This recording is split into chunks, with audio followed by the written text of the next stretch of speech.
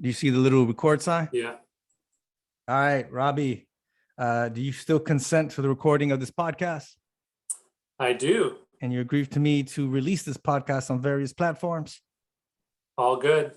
Now let's go. Welcome back, listeners, to Blanco's podcast, Conversations. Robby, welcome, man. I've been trying to have you on here forever. Thank you for coming on.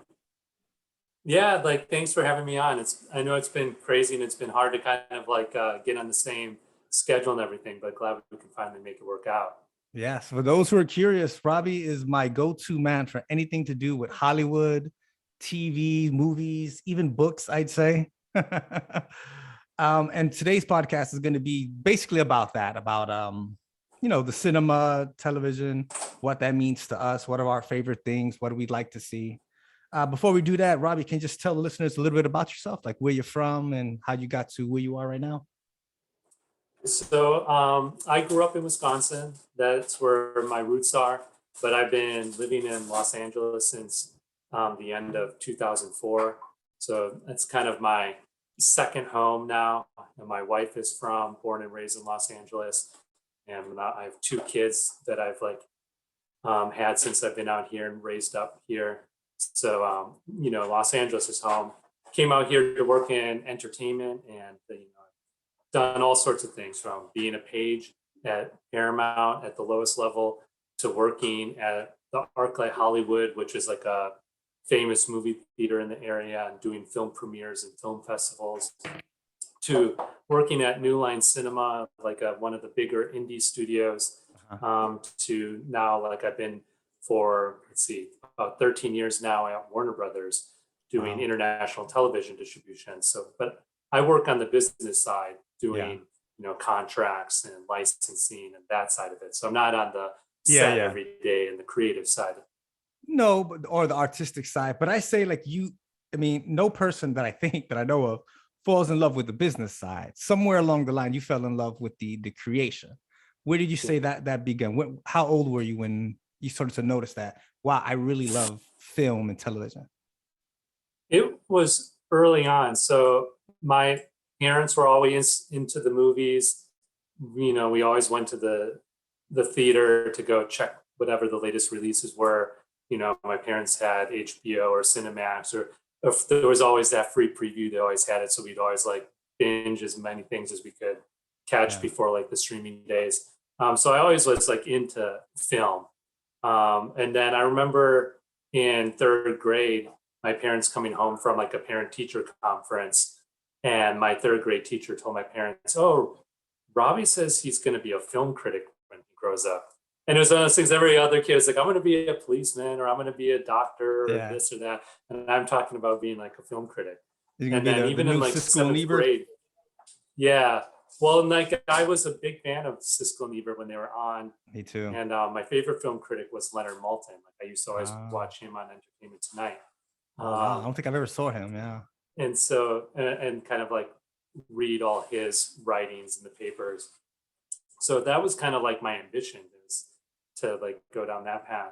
And I was also a big Disney nerd. Whenever my family would have to go visit relatives that used to live in New York, but then had retired down to Fort Lauderdale, Miami area, we would go visit them there. But that always required a day stop, side trip, Disney World. And so we would always kind of go to the Magic Kingdom or Epcot for at least one day on the way there. Didn't you work there too at one point? Didn't you work? I did. So when I was in college, I worked at what was then the Disney MGM Studios. I think they call it the Walt Disney Studios Park now. But it worked out really well that I worked at that park, because that whole park was dedicated to Hollywood and the theme and the concept of old Hollywood. So it was right up my alley. It was almost kind of a foreshadowing of what the rest of my life would be, and coming to the real Hollywood. My brother also later worked there as well. He's a Disney nerd too, same roots, didn't fall too far from the same tree. But so that was kind of my passion, and kind of got me to where I'm at now. Yeah. Did you ever have, because it's interesting that you say a critic. I think most kids want to be an actor, director, screenwriter. How come critic? Where did that come from? I think it's one of those things like I've always been fascinated with the filmmaking process and movies and the magic of cinema, but I'm a very shy person. I may not seem like it because like I'm social, I talk with people, but it's different talking with people as opposed to like being in front of the camera. Right. Or being on stage. I never wanted that. That wasn't in me. Not that I haven't done things like that before, but that's not in my comfort zone. Yeah. Whereas like a film critic, I kind of felt like that's somewhere I could be involved in the industry, Right. and kind of fulfill my passion for Hi, Zinnia. cinema. Yeah. Hi. I didn't know if I should like just ride on by. Hi. That's okay. Love you. Bye. I got a cameo for my wife. All right. So yeah, so the critic thing, I understand what you're saying, because it's sort of a thing where you're involved with movies, but you're not completely attached to any particular thing. So you're sort of in a neutral position where you could be a fan, or you could also be critical, like the word, critic about it. But what I was thinking was like, if you have a passion for writing, a lot of critics I know are very good writers. Did you have a passion for writing as well? I did, and I used to write quite a bit. I don't write as much as I used to. One of the things, like when I also have a passion for history, and that's one thing that I'm really into, both film history, but just history in general. And when I first came to Los Angeles, and I still do this today, is I would go track down filming locations, because there was something about there was some magic in seeking out these places where the movies were made, and kind of standing in the footsteps of giants, like these film. And you don't mean a studio, legends. you mean off the studio, you mean like that. You don't mean, or do you mean both? I mean, I don't know. Because most of the times I see you, like you're taking like little day trips with your family and you're posting cute pictures. Yeah, both, but mostly off the lot, off the studio, like different places. And that was kind of a way to fulfill my passion. But then before I had kids, I used to have a blog, and I used to write and go really in detail about how I found some of these locations and kind of the background, because you have to do some significant research, I would think, to find out where these are. Because I mean, I couldn't even think, how would you even find that out? Yeah, like some of them, it's just kind of like now that I've been out here, I have like a photographic memory, so I just recognize places where I've been once. I'll always remember that spot, and when I see it on film, I'll know instantly, like that's this neighborhood, or that's this part of town, or and then there's sometimes where it's like I kind of have an idea, and then I have to do some digging. Like for example, there was a movie with the actor Robert Mitchum from the 1950s, and I'm drawing a blank on the name now, but it was it was like a crime film from the 50s, and most of it was shot in downtown LA. But there was a scene where he is at his house, and there's like a bomb set off on his porch, and when he comes out, like the porch explodes in the house. And I was like, that house looks really familiar. Like I had seen it somewhere before. And I just started doing some digging, and I was like looking through old images. And then eventually, like I was watching another movie that like kind of triggered my mind, called It's a Wonderful Life. Well, yeah, one of the most famous Christmas movies ever. Yeah, Jimmy Stewart. And I was like, okay, well, I know that was filmed on the old Encino Ranch, which doesn't exist anymore. It's like all. I see how your mind is working now. Okay. The development, like it's a whole neighborhood. So then I started looking through old photographs of the Encino Ranch. And sure enough, boom, I found like a still, like a photograph of different buildings from that old lot that doesn't exist anymore. And I was like, that's the house that Robert Mitchum lived in that movie from the 50s. So like I was able to then like mirror them up, and sure enough, like match all the details. Wow, so you're just reverse engineering this whole thing, man. That is insane. I didn't know you were doing it. I thought you had some sort of secret squirrel on the inside that would tell you, oh yeah, that movie was filmed over here, and you could just go right there. That's amazing, man. I would never do that. I could never accomplish that. Or like one time I was watching a movie with Humphrey Bogart called In a Lonely Place, which is a film noir from the 50s, directed by Nicholas Ray. Great movie if you haven't seen it. And it's kind of like a Hollywood story about Bogart plays kind of like a writer that is, you know, kind of not having the success that he used to be Right. have. And so like in the beginning of the movie, you see him in his convertible, like at a red light, and another car pulls up to him. And then like you can see some buildings behind him in the background.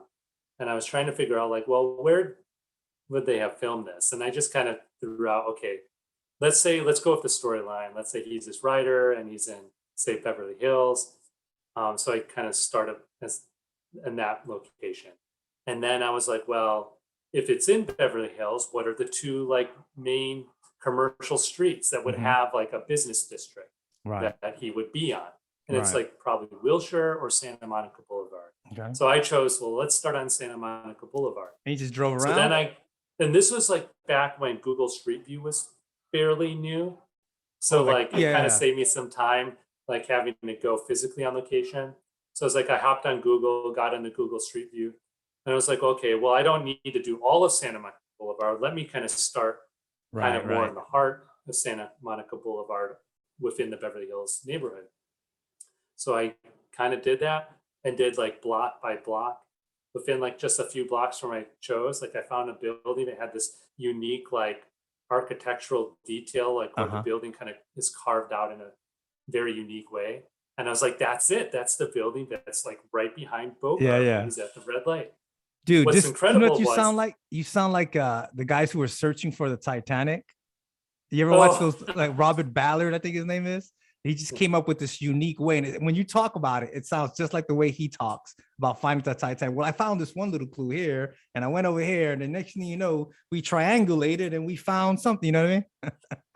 yeah, I mean, it really is just like piecing a puzzle together. Yeah. And the thing was, if it wasn't for that one building that was in the background behind Bogart, I wouldn't have been able to figure it out because all three buildings on the other corners, all leveled, all new buildings. Yeah, they don't yeah. exist anymore. Exactly. So yeah. like if it was any other angle, I wouldn't have been able to recognize it. But that one important building. So I noticed that still whenever standing. you find these things, you post them on online and stuff like that. Has anyone ever challenged you and said like, hey man, you got that wrong? That's actually not the location? I'm trying to, there was one time where there was like a building that was used in the movie Double Indemnity, which I thought could have been the location. And it turned out other people had the same observation as well, which I found out later. And then eventually after more digging, somebody else was able to find out that no, like it was actually an illusion, the way to disguise the location, the film crew. And it was actually it was like a train depot, and it was actually a different one,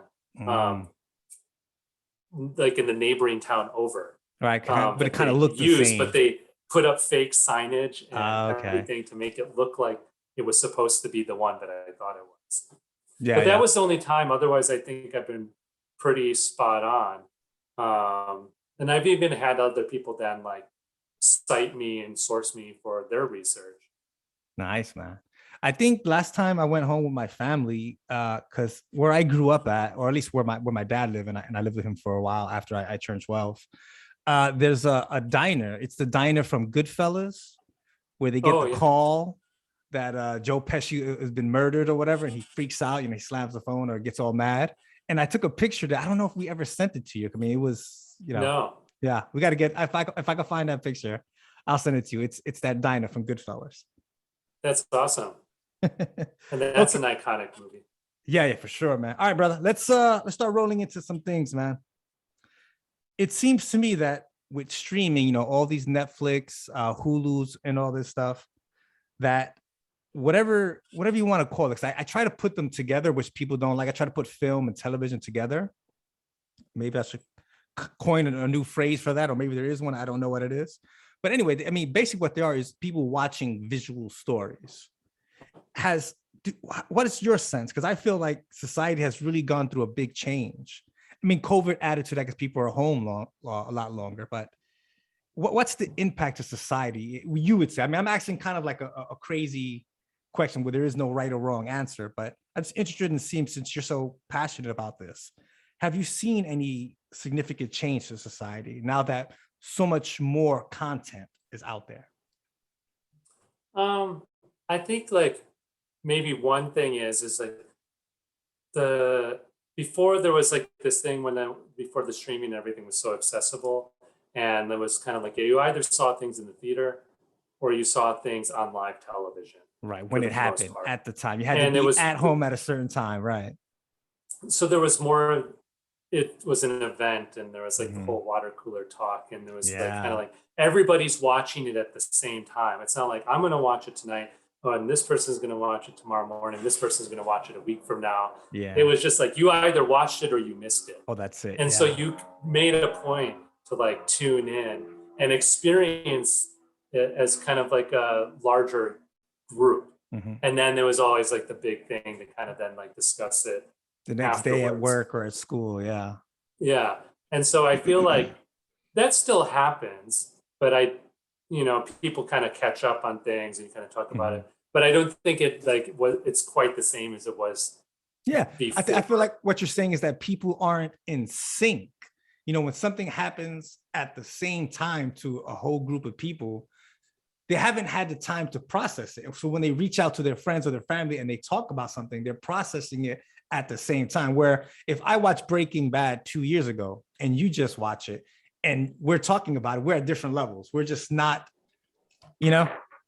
Yeah. And then with the time difference and everything, there's kind of like, things change and it's not really the same. Yeah. So I think that's like one big thing that's different from before. And then also I just think too, like having so much content Way too available much. at Yeah. once that it just kind of makes it hard to even begin. Like, where do I start? What do I watch? There's Yeah. I get overwhelmed only sometimes. so much time. Yeah. I'm with my wife at night and we're trying to decide on something to watch. And we spend maybe like a half hour of the 1 hour that we have to watch something together, just scrolling and scrolling. Oh God. Yeah. Well, and that's what I find myself doing a lot of the times too. And then I kind of feel like, okay, I spend so much time just trying to figure out what I want to watch that like I don't even finish what I end up starting to watch because now I'm too tired to like Yep. sit through the rest of the thing before I have to go to bed and get up the next day.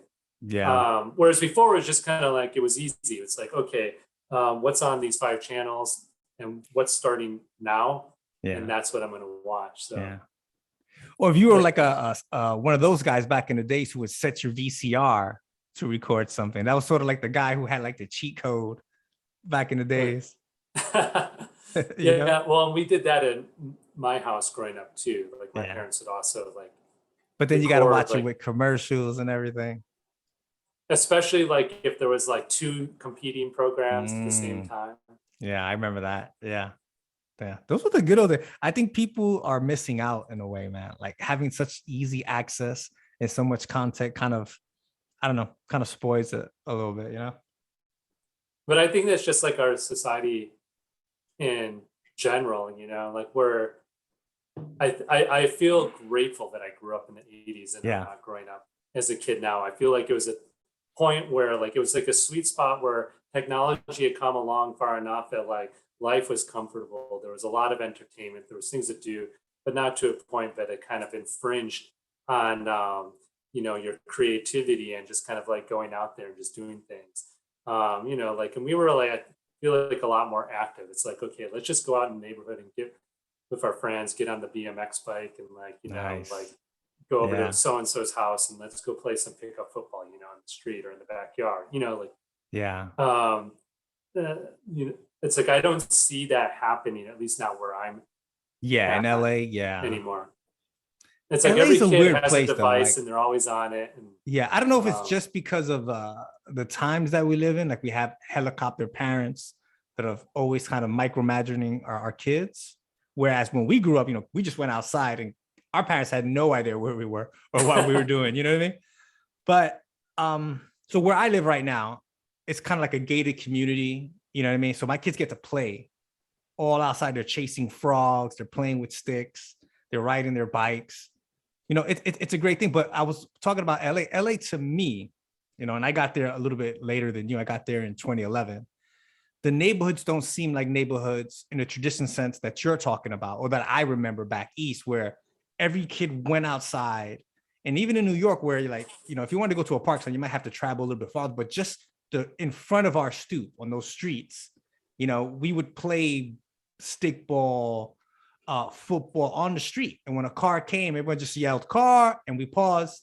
Car went away. Okay, game on. Like that interaction. LA doesn't seem like that from what I saw around where we were. I didn't see any of that. And there might be some neighborhoods where that's happening, but I just think in general, you don't see that as much, at least not like it was when we would have been growing up. Yeah. And so I feel like my kids are really missing out on that. Yeah. Oh man, those were the good old days, man. All right, man. Let's get into to the films. I didn't ask you, but I made a little list here. Top fives, right?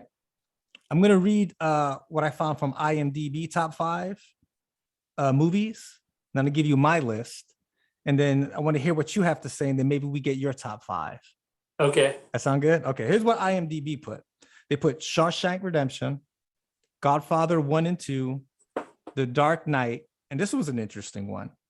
12 Angry Men. I'm pretty sure I saw the movie. If not, I'm pretty sure I read the book maybe in school or something like that. That's IMDb. So let's discuss their top 5 before we roll into mine. What do you think of that list? Definitely all great films. Definitely classics. That's for sure. Yeah. Not my top 5, but like to each their own. But definitely all deserving. To be at a high level.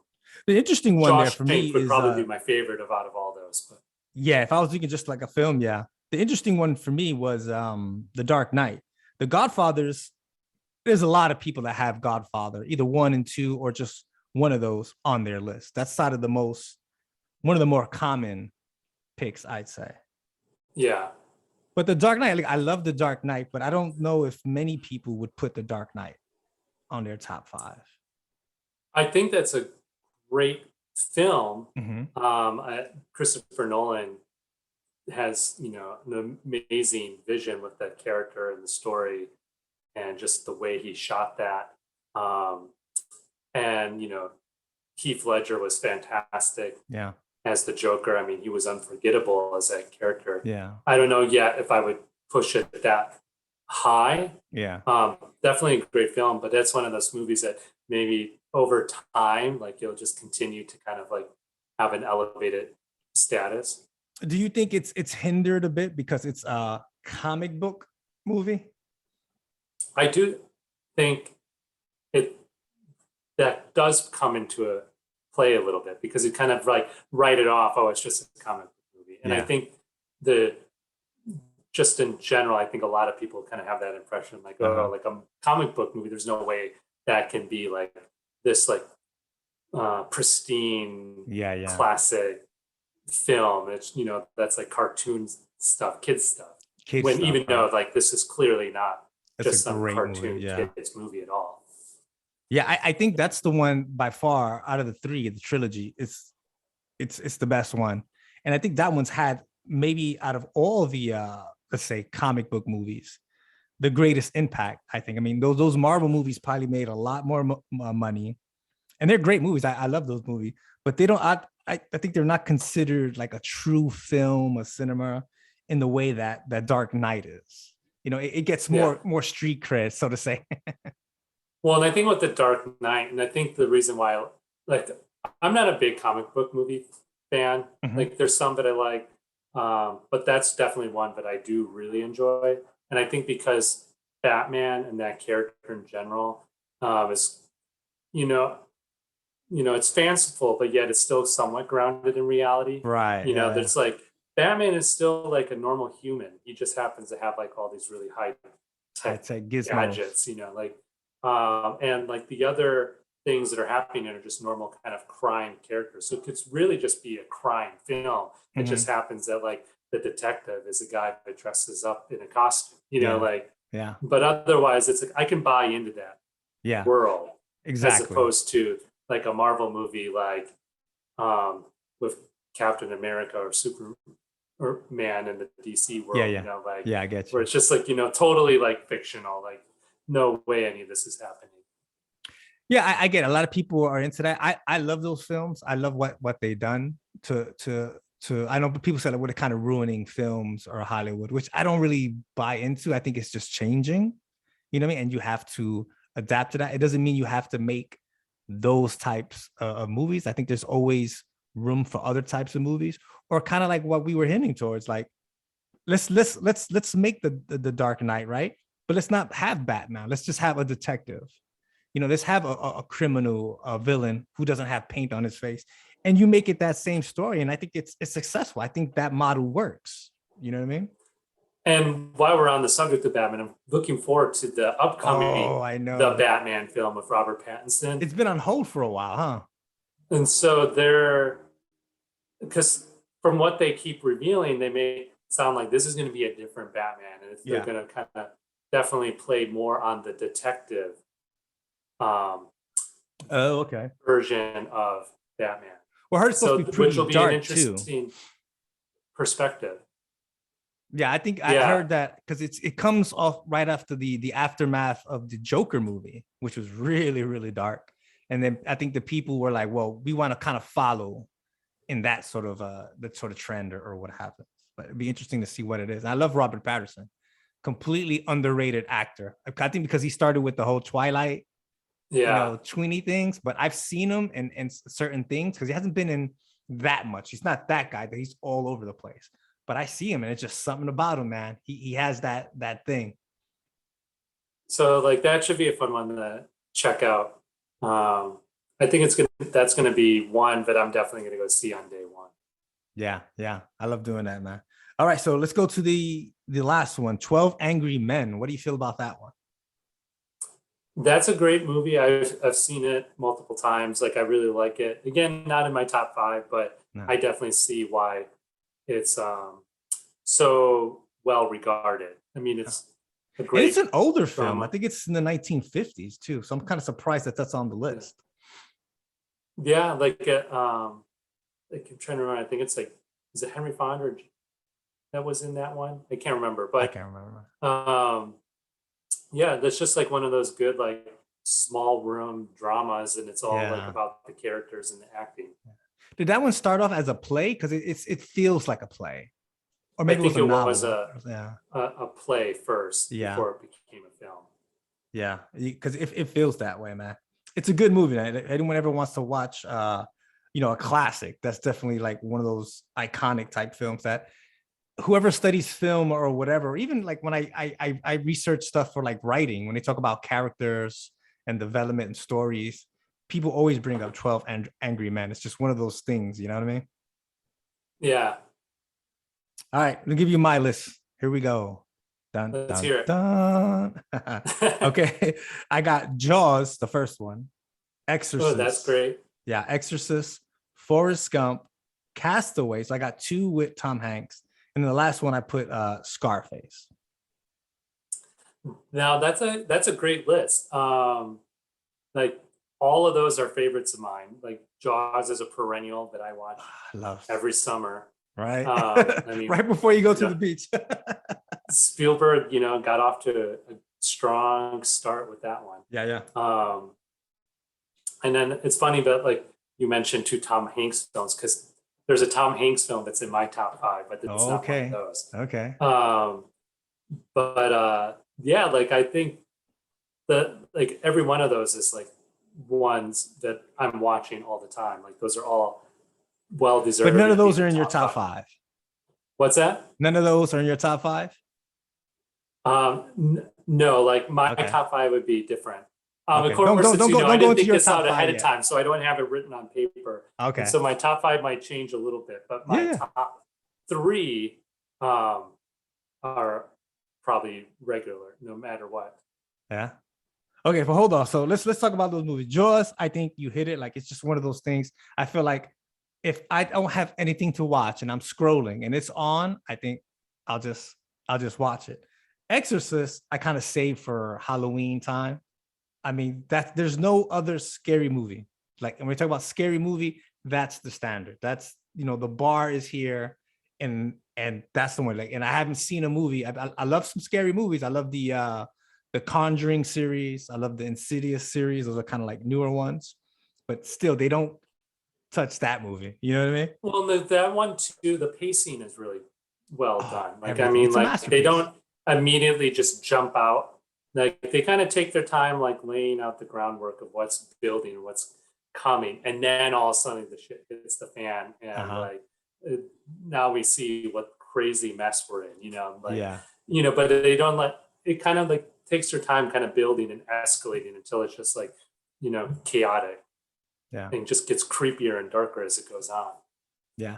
I think I heard something where I think the actress, I forgot her name, basically got typecast. Like she felt like she couldn't really, because of that movie early on in her career, couldn't really get other work because people always just, it was such a powerful, influential movie in our society that people couldn't get it out of her head. Maybe Mark Hamill, I think, probably had the same thing with Star Wars, that people just saw him as Luke Skywalker, Yeah. Well, that's like Linda Blair. I think that's the girl that you're talking about. I think you're right. I know it's Linda, yeah. Yeah, I think it was one of those things that's like she did that movie, and then it was pretty much like nobody could see her anything else as that vomiting, demonic, possessed girl. Yeah. Like, and that was it. Like her career was pretty much over.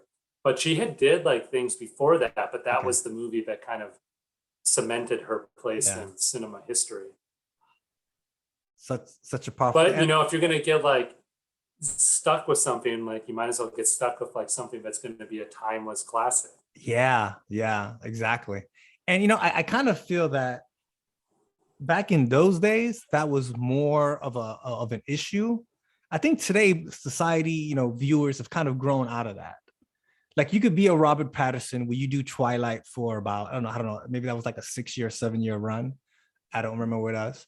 And you could kind of go away for a little bit. And then you could kind of have like a rebirth after a certain amount of time, because the way people, I think we're digesting so much, like we were talking about earlier, that we could kind of wash our palate. We could cleanse our palate clean after a few years. You know what I mean? Where back then, that was just, there wasn't as much. So your palate didn't get cleansed. Yeah. Oh yeah. I definitely agree with that. Yeah. We're seeing so many different things. Okay, so we got Jaws, we got Exorcist. Interesting that you said Tom Hanks. Let's go to Forrest Gump and Castaway.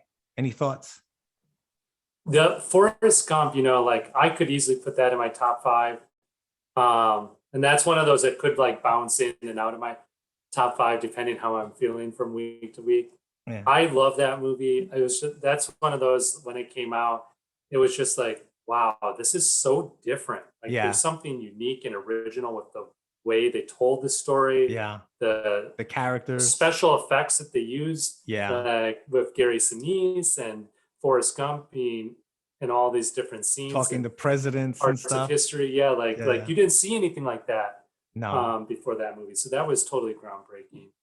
And then just Tom Hanks's portrayal of the character was interesting and different, but yet likable. And it was one of those movies where it's just like a well-told story where you like the character and you're rooting for Forrest Gump. You want him to find happiness and success in life, especially coming from like his like hard childhood.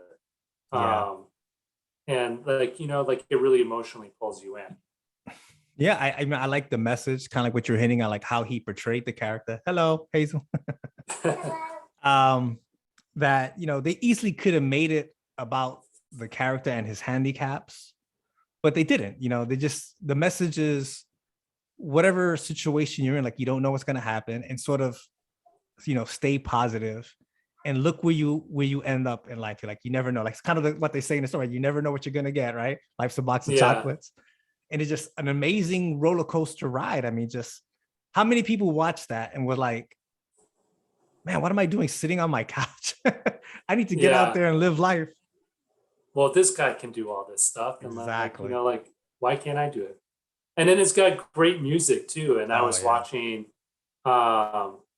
was on Netflix actually. Yeah, have you seen that show like movie? I think it's called Movies That That Made made Us or us or something like something. that. Yeah, yeah. There was an episode recently on Forrest Gump, and they I don't talked think I about saw Forrest Gump though, but the, yeah. the music and how they had songs that they had used as kind of like filler, basically, for the scenes, but they played so well, Uh-huh. like they really set the tone for what was going on in the Yeah. film. That it was almost like we have to get these songs and Yeah. get in there, but that jacked up the cost of Yeah, the oh, movie, yeah. the budget, because of all the licensing, because these were Yeah. hit songs Yeah. that from the various time 60s, I think periods. 70s maybe. But Yeah. they got it. They were able to get them to commit the studio to like giving them the money to pay for the license.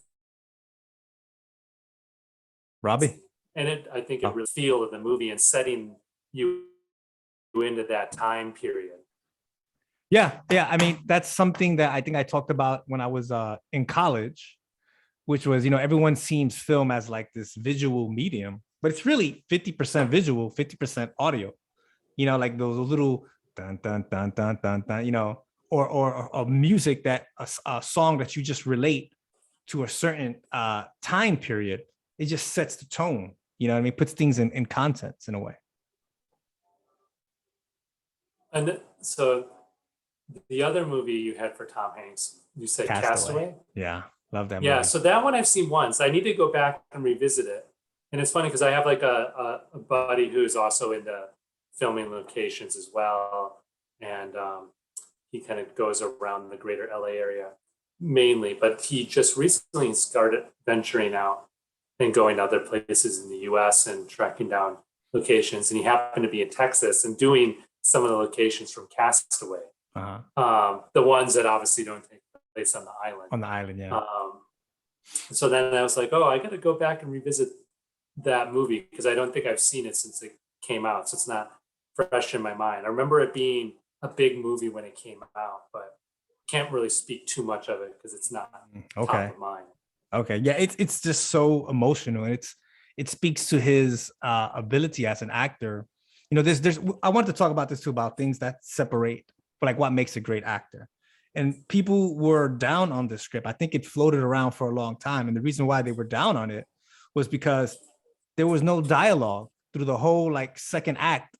You know what I mean? It's just him alone on an island. So you have to be a certain type of actor too, because you're conveying messages, emotions, feelings, thoughts, but just through your mannerisms, your facial expressions, and obviously the plot, the situation that the director puts you in. But that's, to me, puts him on another level because I don't know how many other actors could have pulled that off. Yeah, for sure. All right, last one, Scarface. But that's another classic, definitely up there. I mean, unforgettable performance by Al Pacino. And just like probably like really set the tone for kind of more contemporary gangster movie. Yeah, I'd say that. Yeah, that's Brian De Palma. Huh? He's great. Oh yeah, and it's talk about like fantastic directors that really has like a certain tone or dark tone throughout a lot of his movies. Yeah, I think it was written by Oliver Stone, but I think Brian De Palma is the one who directed it. Oh, I didn't know that. I think so. I'm not sure. I mean, I might be wrong. You can look it up. I like Oliver Stone too, and that I could see his hands involved in that a little bit. Yeah,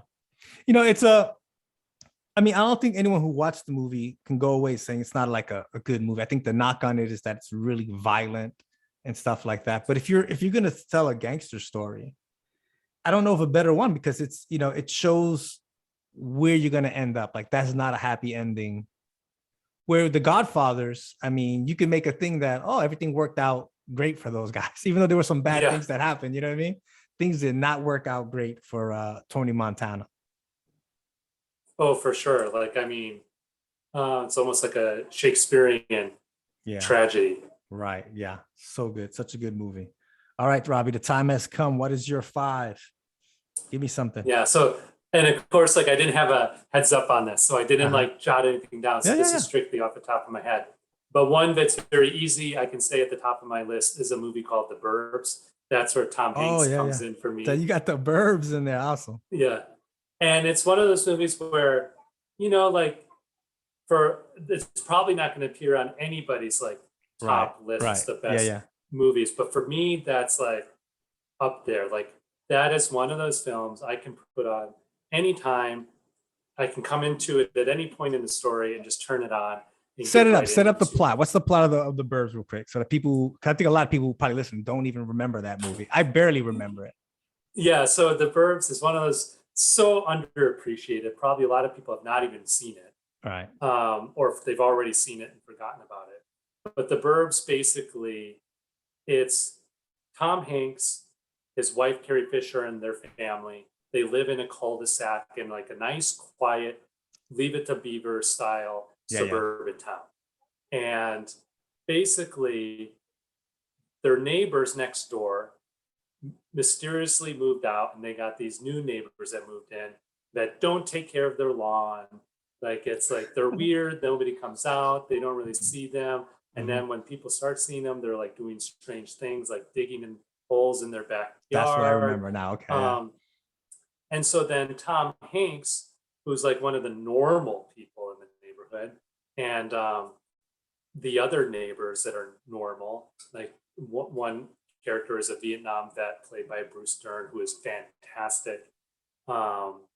And Corey Feldman's in it. Corey Feldman, wow. I mean, there's like, he's like one of the teenagers that lives in the house next door. And there's like other notable people that you would recognize from the film. But basically, the other neighbors start getting snoopy and they start spying on the weird neighbors.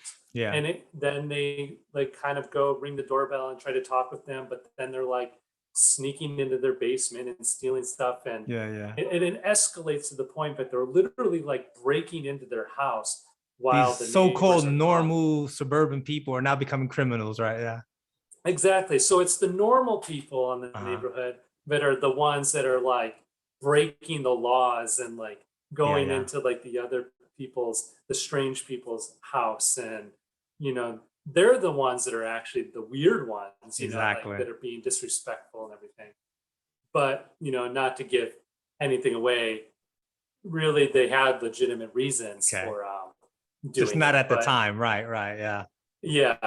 But it kind of like plays on the whole emotions and the feelings of like jumping to conclusions and like being right. You know, like who really is the normal ones. Yeah. And where's the line? Like to like if you think of like an investigation or a detective or a cop and you're trying to figure out something and you got a hunch that someone is the person, but like there's a line that you can't cross in that investigation. Like people have privacy of their homes. Like you can't just break in without a warrant. But is it justified if you break in and then you see a dead body or whatever? It brings all those type of things up. And the movie was directed by Joe Dante, who, you know, directed Gremlins and Piranha, Matinee, like a bunch of other big films.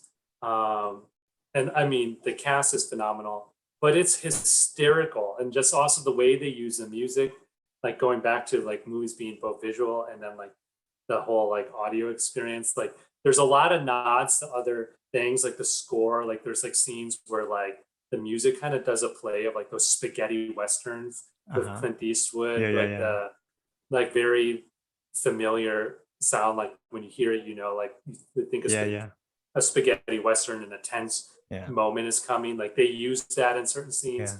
Or there's like with the Bruce Dern character as a Vietnam vet, there's some music that kind of makes you recall back to Patton, in that film, and like the military sounds. It was kind of like, comical too, the movie, right? It had like a comical, it's hysterical. Like there's like there are so many memorable lines from that movie. That it's like if you were to repeat them to somebody who hasn't seen the movie, they wouldn't make sense out of context. But if you know somebody that's seen that movie, you could say the line and they'll crack up. Just because you're both in the know, you know what that means. Like, it's the inside like joke. So absurd. Okay, what do you got next? What else? What's after the Burbs? Everybody's got to watch that one. And then after that, the original 1978 Halloween, the John Carpenter film with Michael Myers. And just, Jamie Lee Curtis made and her Jamie Lee career. Curtis. Like, I mean, just a phenomenal film, let alone like greatest horror movie of all time, in my opinion. Oh wow. Like, and the thing that's crazy is like about that movie too, is there's not a single drop of blood in it. You would think this Oh, violent yeah. movie with Michael Myers, this I did not know slasher that. would be Yeah. this bloody, gory thing, but it's not.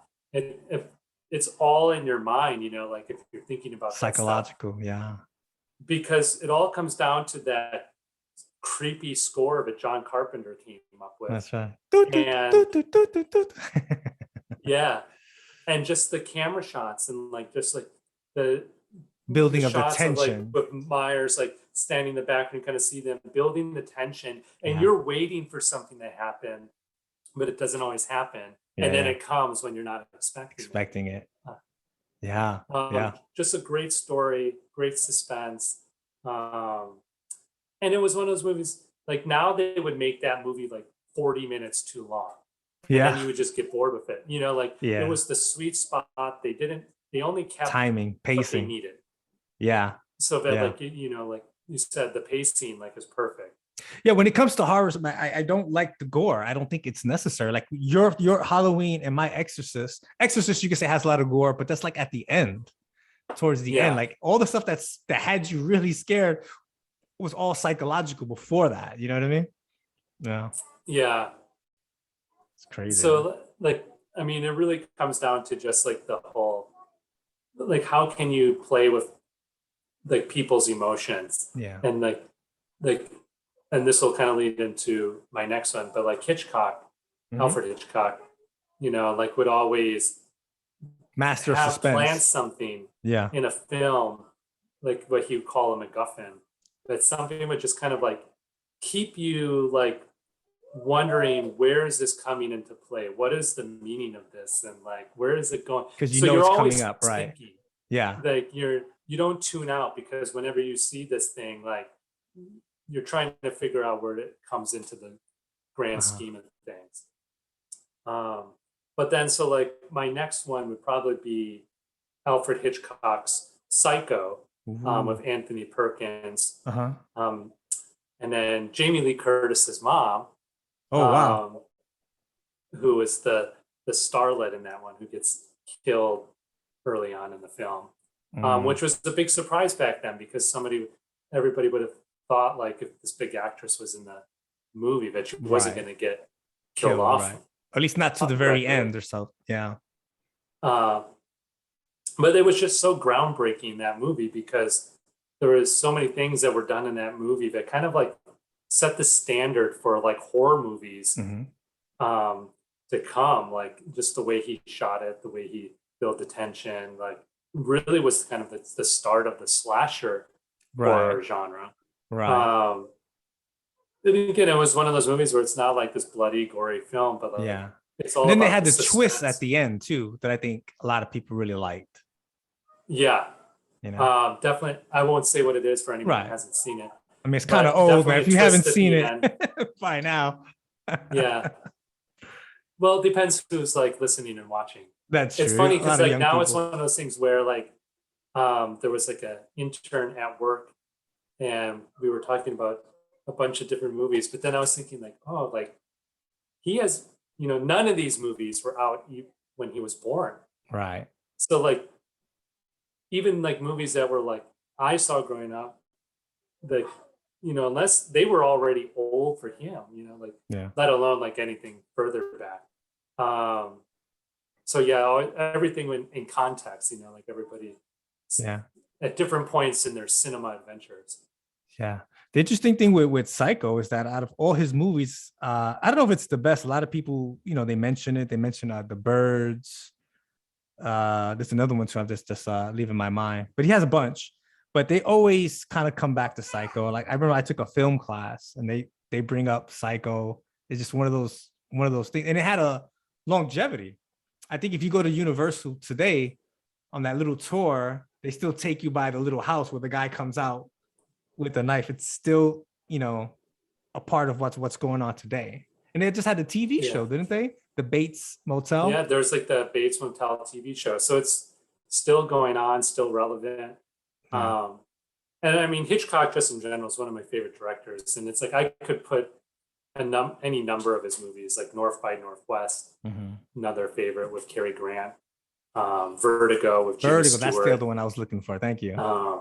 The Birds that you mentioned. I mean, he just did so many great movies that still hold up today. Like they're still enjoyable and fun and exciting, even for a modern. Rear Window is another one that I could easily put in there with Jimmy Stewart, where he's like takes place in like a New York apartment building. Oh, that he's the guy staring out the window.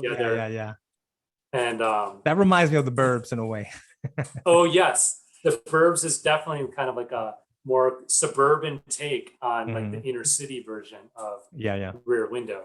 Yeah. Okay, number 4. We got 3. What do you got? So probably number 4. There's like a movie. Another favorite director of mine is Billy Wilder. He's probably best known for movies like Some Like It Hot with Tony Curtis and Jack Lemmon, where they disguise themselves as women. While they hide out from okay, because there's another version of that. Okay, all right. And Marilyn Monroe is in it. He also did Sunset Boulevard, which was like a really dark take on Hollywood with Billy Wilder and Gloria Swanson. He did so many like classic movies, but one that doesn't get mentioned as often, if really at all, that I think is probably one of his best, is a movie with a young Kirk Douglas called Ace in the Hole. Ace in the Hole. It's a black and white film. I think it was the 1950s. And basically, Kirk Douglas plays a reporter.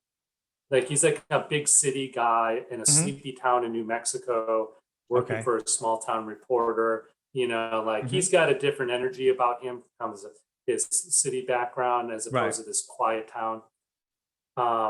Eventually, like he gets sent out on a job, and there's like in like the mountains, in like a mining shaft type cave, a guy that gets trapped.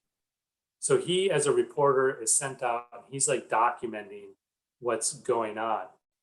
But instead of just doing everything he could to get this guy out and save the guy's life, he basically like is writing a story. He prolongs the whole thing and is documenting it and writing about it. It becomes this big media circus.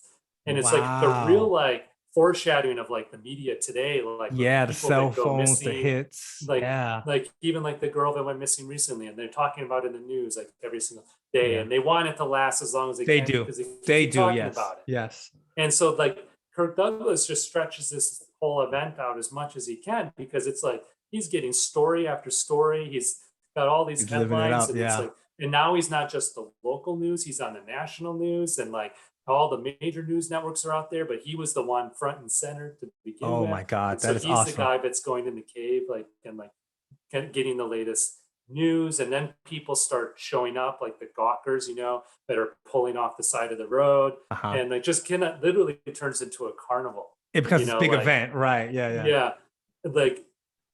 And it just kind of like shows you like how crazy people can get. About a story, about something. It reminds me of the OJ trial. Like the OJ trial. Yeah. I mean, like this foreshadowed all of that. And like. What year is this, man? So you said it was in black and white. 1950s, I think. Oh my God! Wow. And so like it's just a really well told story. And as relevant today as it was.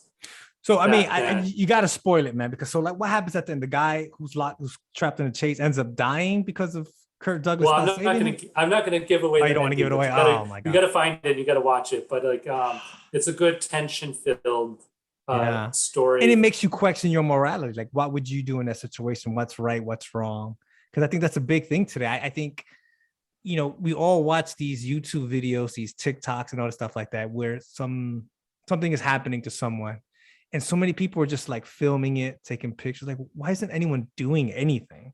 And I think that's what it is. That's what's going on. People want to go viral. People want to get likes. And like, but where's your humanity and, you know, in all of this? I don't know. Yeah. Well, and when this movie came out, it bombed. I don't think it did well at all. Oh And I wow. think it was one of those things like audiences were not ready for it. Mhm. And they didn't want to be told that, they're bad people, Right. like the dark side of humanity kind of thing. Yeah, yeah. And I think that's probably a reason why you don't hear about it as much. And I think now, like you're starting to hear people as they discover it, Mhm. realizing what a great movie it really Yeah, I love is. that. I love when a movie comes out, doesn't do well, and then a few years later, people start hearing it and it starts to gain some kind of traction. I don't understand why. I think you're right. Like sometimes, people aren't ready for like a song, a book, a movie, a TV show, but it just comes out. But for my last movie, like there's so many great movies that I could put in there, Yeah, yeah. but kind of bounces around. But I'll throw out Back to the Future maybe. Oh, going to just Back like to the Future. Why Back to the Future? and I think it's just one of those things. It's like who doesn't want to time travel and like Right, true. have the ability to like change events. I think Michael J. Fox was just Yeah, perfect in the role. love that guy. This Marty And I just watched McFly. the Netflix show about that one. They're talking about the movies that made us. And they did Back to the Oh yeah, Future. That was really good. I didn't know that he wasn't the original guy cast for that show. That had no idea about that. and it's amazing. Like Eric Stoltz was originally cast, and they filmed a lot of the movie Yeah. with him. So they had to reshoot so many scenes, even though they already had shot them Yeah. all. Which I'd love to be able to see like a version or a cut Yeah. with Eric Stoltz, just to kind of get a feel of how the tone It might have been a good movie, but it's a different movie. The idea that I got from watching that episode was that they wanted a more comedic route, which Michael J. Fox for sure, adds that element to it. Where the other guy, I think, was trying to play a little bit more darker, a little bit more serious. Even the way he dressed, I think he had like a dark leather jacket. Even the filming, I think, was a little bit more shadowy. But then when Michael J. Fox got there, they gave him this bright, I think it's orange or whatever, like vest or whatever, and then everything kind of lights up a little bit more. So and I think that was just one of those where it's like it came out, I was a kid at the time, so like I was the right age for it. And I think it holds up well, because they weren't trying to like think about like exactly how everything was going to be at specific points in time. It was just like, let's just have fun with this. Yeah. And so as an audience member, you can just buy into it. We're having fun together. There you go. Yeah. The people on screen and us. And just like great music. And I think too, like now also living in Los Angeles, like, like where I live not far from the Marty McFly house. Nice. In the Lion Estates. And then like they filmed several things in Burbank where I also lived and where you lived before, like the Burger King at the opening of the movie. So like that's also kind of now like has like added enjoyment, just kind of like knowing like, oh, like that world is blended in the world I live in today. Yeah. Yeah, I really would like to see, because I went back and watched it recently, and I think we talked about this. I don't know when, but it must have been a while ago because we haven't really seen each other, face to face. But I watched it and I was struck by how there was like a grittiness to me. I just remember it being very kind of like fun and whimsical. But watching it, some of the scenes, especially when he goes to the high school and the principal sort of like confronts him, I just feel like that. This feels very like, that dark 70s anti-hero type of feel to it. And I was like just struck by that, like, wow. And then when I watched the series, like, okay, because they were going for something else at first and then switched up. And that sort of kind of like was still in there, I think. But even in the second one is very dark too, though.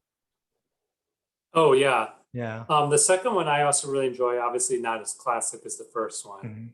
And then the third one, it's fun, but like, like I wanted a fourth. Everyone wanted a fourth, but it just never happened. Yeah. Yeah, it'd be interesting if they were to ever like do that. Like, how do you tell that story? Yeah. Now, obviously, with where the characters have aged at this point. Yeah. What kind of story do you tell? I think the way you do it, if you're going to do it, is that you shift it away from Marty McFly and you shift to his children.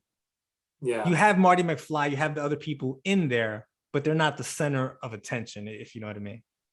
He's got to be the role that his the Crispin Glover role, the dad, Oh yeah. like in the first films, Sort of warning him, kind like, of more of the hey, background support, a yeah, supporting character. yeah, exactly, man. Hey, I like your five, man. That's pretty good. And I think that people would be surprised by your five. I know I am. I figured there'd be some more classical stuff there, like Citizen Kane or Lawrence of Olivia, whatever, Arabia, sorry. And some of those things, man. But yeah, I mean, this to me shows that your interest in film is not what I guess the in the classic sense, or most people would say is, you're just a fan. You like what you like, and that's it. It is what it is. And I think those are good movies. I remember watching all those movies and enjoying. Well, Burbs. The only one I didn't see is the Ace in the Hole, but that sounds really good. I'm probably gonna have to look Yeah, that you one up. gotta check that one out. You'll have to give me your input if you find it. But yeah, like, and it's like, me, like I love old Hollywood. So it's like I also watch a lot of movies from 30s, 40s, 50s, Yeah. 60s. And there's like so many that I could put in there, Yeah. classics. One I mentioned earlier, In a Lonely Place with Bogart would definitely be, if You we have were to kind of eclectic go into my taste. top 10. You have eclectic taste, I think, when it comes to your films or television too, man. But let's wrap it up, man, because we're getting close to the end. Because of your taste, right? Why would you say makes a great movie? If you had to say, sum it up for me. So for me, it's like, like I said earlier, I'm not into comic book movies. That's not really my thing. Mhm. For me, it's just like, but what will really suck me in is like, are the characters good? So Like, more character driven. I need to be emotionally like Invested. concerned with what's going on. And it doesn't matter if it like was like a comic book movie or not. Mhm. If the story can be told in the way that it's like, I care for those characters, like I don't want to see them hurt, or I don't want to see them get into trouble. Like I'm worried about what's going to happen, or like, or I'm rooting for somebody to like find success, like with Forrest Gump. Like you want things to turn out well. I think that's what like really makes a great movie. And It I think starts that's with you like with the where characters, right? Okay. yeah, and I think And that's that where, has to do with the actor too, because not every actor, I mean, even if it's a great role, I don't think they can pull that off. They can make you care. yeah. And I think like who does that better than anybody now is Pixar with their animated Yeah. films. Like That's they true. really know how to tug on the emotional heartstrings and like, like get you to like feel a certain way. They want you to feel sad here. They want you to feel happy in this point. And even though it's animated, you still buy into it Yes. and get caught up in the characters and the story and what's going on. Like I think film needs to be emotional and you need to like feel a connection. Otherwise, what's the point? Yeah. No, I'm And just going to then, add that I think that for me, I agree with what you're saying. I would add that I want to, I don't know, maybe there's something weird about me. I want to get something out of the movie. I know that people talk about, something just being pure for entertainment's sake. And I do enjoy that, but I want to get something out. Like you can't watch Forrest Gump or whatever and not take something away from that movie that's somehow meaningful or important about life. You know what I mean? yeah. I love when a movie has that. And then I like movies that like are shot in an interesting way. Like they use certain camera angles that are interesting to tell the story. Like maybe it's giving you a certain perspective, or it's just visually pleasing. Yeah. Like going back to Orson Welles, like early on with Citizen Kane, and like he Yeah, built the way- everything yeah. up on platforms. So when the camera's looking, you're always kind of looking up and getting these interesting angles that kind of almost make it more dramatic feeling. Yeah. Or giving you like something the- different, that sense of the out of the ordinary, or the sense of strange. Like, oh, I never seen this before. What's gonna happen here? Yeah. Or a lot of movies in the 70s like got pretty creative with it. Like I really like the original Dirty Harry with Clint Eastwood, directed by Don Siegel. And he had some really clever camera angles where like the where he placed the camera and where you're looking kind of created an interesting perspective of like what you're observing on screen. Yeah. or like seeing things through reflection and stuff like that. Or like also too, like that was like time you saw this a lot in the 70s where they would have like the split screen where you'd see one thing happening on one side of the screen and on the other side something else that's happening. So you're kind of seeing two things unfold simultaneously. How do you feel Just about another Aaron? interesting flavor. Yeah. How do you feel about Aaron Sorkin? Like he's famous for the long shot where he's on a character, they're in a room, they're talking, and then they move to another room and he's following them. All that movement. How do you feel about all that? Like, did you see the one he did on Steve Jobs? I haven't seen that film, but yeah, I know what you're talking about, like the style from other things that he did. And I like that too, like just kind of, and then you have to have really strong actors to do that because they got to be able to know their lines in and out because you screw up. I mean, that's a lot of ground to like have to like start all over again. But it makes it feel more realistic, like you're right in the action.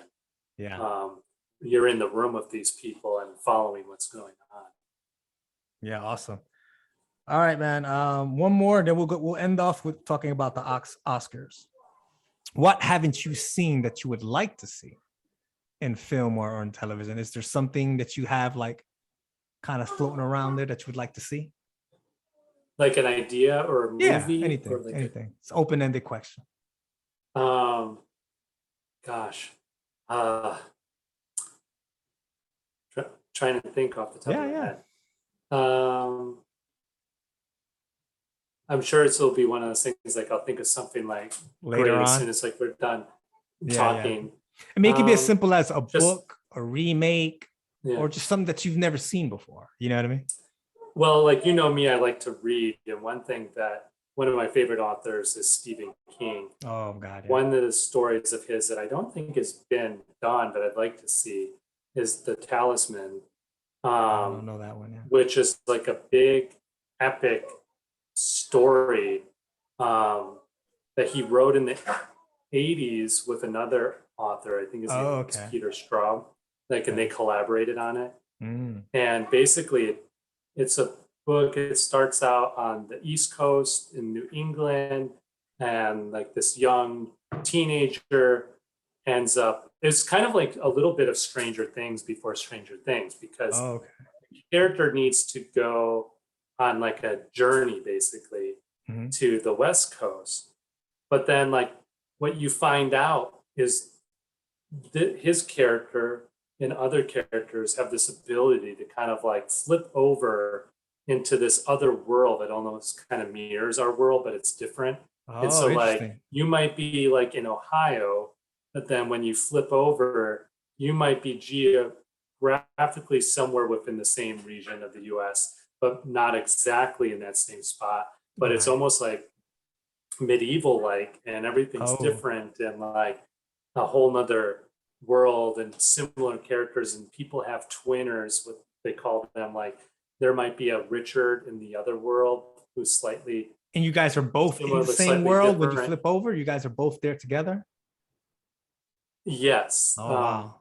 And so like there's like all these like parallels between the two worlds, and it's just like an interesting, complex story. And I think because of its complexity, it's probably, and its epic length, probably hard to translate to a movie. It would have to be done as more of like a mini series to really flesh it out. Speaking of, did you like the JFK one that they did with James Franco on Hulu? Oh, I haven't seen that. I'll have to check it out. Oh, okay. Oh, well. Yeah, that was a good, you made me think about it because I don't know if you know about the story, the JFK one. Well, it's kind of, he doesn't flip between two worlds, but he can go through like a portal. Yes. And go back in time. 2263 or something. Yeah.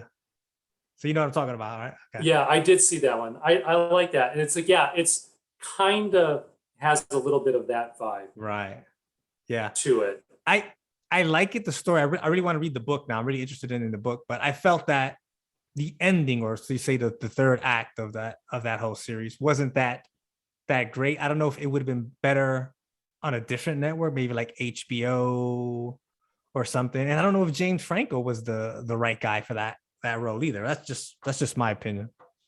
Yeah, I think that one, the one you're speaking of, it started off strong Yeah, and kind of fizzled out at the end. yeah.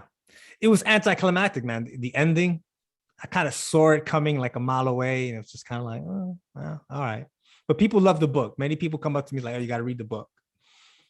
Yeah, but this would be one that I'd like to see adapted for the screen, and hopefully maybe as like it'd make a good like HBO quality miniseries if they got a good budget.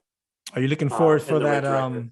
that spinoff I'd like of to see Game of Mike Thrones? Flanagan take a stab at it. Mike Flanagan, he's the one who directed the miniseries The Haunting of Hill House for Netflix, and most Oh, yeah, recently yeah. on Netflix, Midnight Mass. Yeah. If you watch that, I like the Dr. first two. I Sleep. like Haunting on Hill House. I like, what is it, the Blair Manor or something like that.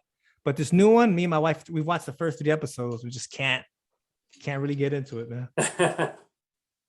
So, but like I think he would have like the knack for it. Like he's kind of Yeah. got he would have the right tone to tell a story like this. Okay. Maybe we'll see it one of these days. I mean, anything with Stephen King seems to get made into like a TV series or a movie. He's definitely having a renaissance, that's for sure. Yeah. Awesome. All right, let's end it with the Oscars. I got a sense that me and you enjoyed the Oscars. The pageantry of it, the the build up to it, like talking about, oh, these two guys, these two guys are up for best actor, these two ladies are up for best actress, who's got best film. Would I be right? Like that was a thing of yours that you were into? Yeah. Oh, and who's gonna host? That was Yeah. a big thing Well, too, you know? When I was young, the Oscars was such a big deal. And it was always like you said, like the pageantry of it, like everything about it, who was the host, like was like a big deal. Like, and it was fun, and it was like entertaining, and it was just felt like a celebration. Yeah. Whereas I feel like in the last 10 years, I've just totally lost interest with the Oscars. It's not fun anymore. Yeah. Like the last few years, we don't even have a host. It's just that is killing me. Why don't we have a host? What is up with that? I don't get it, man. Well, and I think some of it is nobody wants to take on that responsibility anymore. Nobody wants the role because of like, cancel culture, because of all the digging into people's past and stuff like that. I think so. I think like nobody wants to go in front, put themselves in the spotlight like that, and just like have themselves basically be ridiculed. There's always going to be a contingent that's going to find the negative and attack that person. And like, how can we bring this person down? Yeah. And that's kind of like where we've gotten, I think, as a society. We're just so nasty. And I think social media is just kind of like given everybody like escalated their opinions to the point where they think they're so important, but it's just like, it's all about tearing people down. But things I don't get is like, if your show is not a celebration, it's not about the person, about attacking people. Yeah. And then who are these people? Like, I mean, who are you to attack someone? So your safety, you're behind some kind of computer screen typing away, but like, who's going through your mess? You know what I mean? Like, who do you think you are? Like, you're perfect? Like, I don't get. Nobody is perfect. Everyone's got something in their past. That's why I don't get about this new thing that's going on. We got to do something about it. We got to get rid of it, because that show, I think it's an important show. You know what I mean? Like it means something to our culture. And without a host, what are we doing? We're just handing out awards. Who's interested in that? You know what I mean? And then it's like, I know, like you could go way back, and like always there was issues like where certain awards were controversial, where it's like one movie got the award, but maybe a lot of people thought. Right, like, but it makes people talk about it. You know what I mean? It was good. I don't think people even care nowadays. I mean, and that goes way back early on. Like this Citizen Kane, most people, if you were going to give the award out back then, Citizen Kane should have been the movie that got it, but it didn't get the award. Like I'm glad you brought that up. Back then, and ever since the beginning, like going on, but still, like it wasn't. There was still some sense of like overall that we are celebrating the movies, and it was a positive thing overall. And in the end, you maybe debated like certain movies, but now it's just gotten to be like, let's just like tear everybody down and burn down everything. Let's destroy the whole show Yeah. altogether.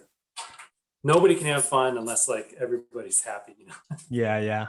Which can never happen. I've got some radical ideas, man. Would you like to hear like how I would change the Oscars? Let's do it. Let's hear it. All right, man. Here's what I want to do. I want to make it more like the Olympics. Like the what? Like the Olympics. Okay. So instead of having it, so we'll have an Oscars every year, right? But you're not a winner. What you are is nominated, right?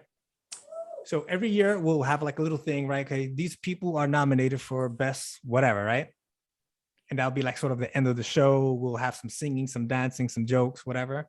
And then on the fourth year, excuse me, what we'll do is we'll have a winner. So we have a bigger pool and you have more time to reflect. I think a lot of times we say this person was the best actor or this was the best movie at the time. And then like a few years removed from that, we say, actually this person should have won or that movie should have won. So this is what I'm building towards, right? And after that, right? So you win that 4-year whatever award, right? You're nominated, but then there's a 10-year where you kind of switch it up on every 10 years. So now we'll do, even though you didn't win after 4 years, if you were nominated in that 10-year period, you're still up for it. So you might have lost the 4-year award, but you could win the 10-year award and maybe even do like a 25-year. Okay, after 25 years, we're looking back.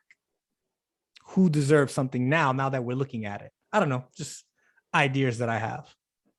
Yeah, like one thing I think would be interesting is like, one, it's like the Oscars has always been a thing. You have to be a member of the different guilds, like the Directors Guild, Producers Guild, the Screenwriters Guild, whatever, to like be able to nominate and vote on the movies and the different categories.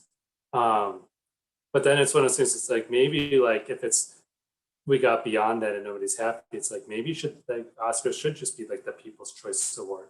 But in order to vote, you have to somehow be able to show in a way that you've seen the certain movies. Because you can't just have people not having seen all the movies. Yeah. And then I don't want it to be where just anyone, like you're saying, anyone could vote. Like you're a fan of baseball. Like how many times the All-Star game, it's a vote-in ballot.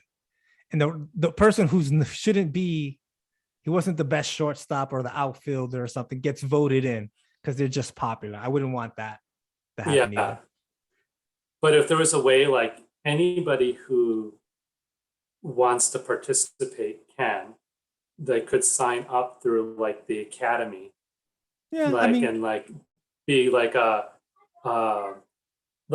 have the Academy, you could maybe weight it so like the Academy members, guild members have like a weighted vote. And then like outside the fans could sign up as like Academy participants and they get like an account, but then they have to somehow show like they can maybe they can go see it their local AMC or on HBO or something. They can log that they've seen this movie, and you have to see at least so many of the nominees or whatever. Right. Yeah. In order to be eligible. And if you've met that, because then it's on you. If you want to have an opinion, you can voice it, but you also have to participate in the process by at least seeing everything. Yeah. And then if you've seen everything, then you can voice your opinion. And if you didn't, then screw your opinion because you didn't watch all the I know, it doesn't stuff. matter. Yeah. But like, so you have the opportunity, and then if people aren't happy with it, then it's kind of like, well, hey, this is what, of the people that have seen everything, this is like what most people kind of like agree on. Yeah. Yeah. I like that idea. From the inside Academy, like with a weighted vote, and those on the outside from the fan perspective with like maybe a less weighted vote. I think we figured it out, man. Let's contact the Oscars, the Academy, and let them know that we fixed their problem. But one thing I really want to see, that would be good for the Academy to just build interest if they could like create people can participate. You're a part of it. Outsiders, like the fan account, Yeah, I mean that's all what social media is, right? That's all what Twitter is, and all this stuff is that the average person has a say. It just fits into that model. Like Disney did a thing where they created a membership called D23, and you pay like an annual subscription, and they give you different perks, and they have special events around the country throughout the year for like members. Like the Academy could do something like that too for like Easily. cinema lovers, like join the Academy fan club, you know, Yeah. and like You pay like a we'll certain have special subscription screenings. fee. Yeah. Like you they could stream have it. like AMC's throughout the year, special screenings for fans that are Right. members, you know, like. Yeah, I would do like, you could do that too, but I would do like a streaming thing for people's more convenience. So I would have both options. Oh yeah. But after you screen it, because you could have just pressed play and walked out of the room, there's going to be like a little Q&A after. And if you don't score like high enough on that Q&A, that means you didn't watch the freaking movie. You know what I mean? That's Yeah, my- well, that's the thing. The Academy could have a streaming app that like people could download if they're members and they have an account, and that could maybe be the way that they know if like they've watched the film, and if they watched it elsewhere at the theater, then they could maybe like. And then do every the once in a while, questions. like while you're watching it, maybe something pops up so that you have to click on it to verify that you are there or something. You know what I mean? We Yeah, have so the I think technology. that would be like a way to really like, one, have people more engaged in the show. Two, like have a more positive like perspective about the process. They're more invested in it because they put the time into it to like put their vote in and everything. And then like, I know like there's a lot of thing about like, oh, there's like Oscar so white and this and that. How can, well, it's like, if you open it up to like Exactly. the US as a whole, and anybody's willing to participate, as long as they're willing to like, you know, participate. And I like the 50-50 thing where half of it comes from like whatever the guilds. That's like half of the vote is worth that, and then half of the vote is comes from the people who want to participate. I like that. So like, I think that'd be a way to just kind of build engagement and just like change like the show and bring it more about like a celebration of the movies again. Yeah. What do you think Rather about than my just- idea though, about going back, like let's say 10 years, 20 years, and then putting all these different actors and movies together to see who wins this new type of Oscar award? What do you think about that? I don't think you can mix it in with like the current Oscars and like what's being celebrated for a specific year. But I think that could be like a whole nother show in itself. Right. Like kind of like the Oscars revisited, you know, where you kind of like almost like a game show, like kind of like pit different movies from different decades and or like revisit the same year And from do a it all modern over again. perspective. Yeah. Yeah. I kind of got the idea from Harry Potter, man, the fourth book, The Goblet of Fire, where it's like, okay, every fourth year we do something different. I really would love to see that, like even in sports, where it doesn't even have to be 4 years. It could be 10 years. It could be whatever, where we sort of like switch things up. I don't mean change the game. Like football will still be football. Baseball will still be baseball, but maybe the divisions that they're in or the way we do the seeding or something, we change it up just to build more excitement and interest. You know what I mean?